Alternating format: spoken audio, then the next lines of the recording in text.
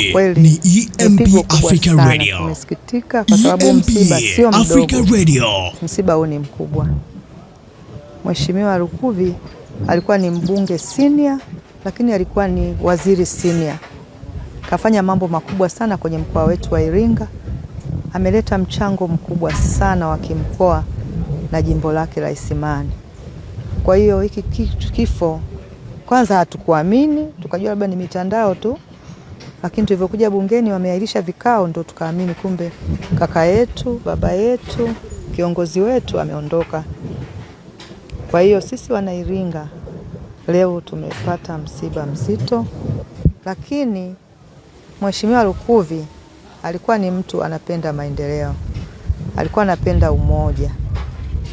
Tukiwa na bunge la bajeti alikuwa anatuita, tunakaa pamoja kwa umoja kuhakikisha kuna vitu vya kusukuma kama mkoa.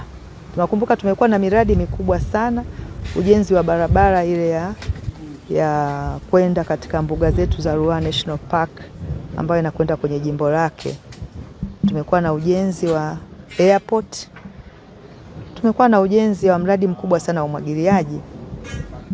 Nafikiri mchango wake mkubwa umejionyesha pale. Mengi ametuachia ambayo ya kujifunza. La kwanza alituachia mzee Lukuvi ni kuchapa kazi bila kuchoka.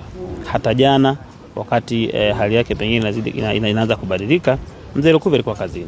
Sisi juzi wabunge wote wa mkoa wa Iringa tulikuwa na kikao, tumekuwa naye pamoja. Tumezungumza naye, tumeenda kwenye kamati ya TAMISEMI, tumewasilisha pamoja, naye amezungumza kisha akaondoka katuacha. Unaweza kuona jinsi alivyokuwa ni mtu ambaye pengine alikuwa analia kuumwa lakini bado hakuchoka, aliendelea kutumikia taifa lake mpaka mauti ilipomfika. Kwa funzo la kwanza ambalo tulipata kama vijana ni kuipenda nchi yako, kuitumikia kwa moyo wako wote. Lakini jambo la pili ambalo tunajifunza kwa mzee Lukuvi ni uaminifu kwa serikali yake. Alikuwa ni mwaminifu na mtiifu kwa mamlaka iliyomteua.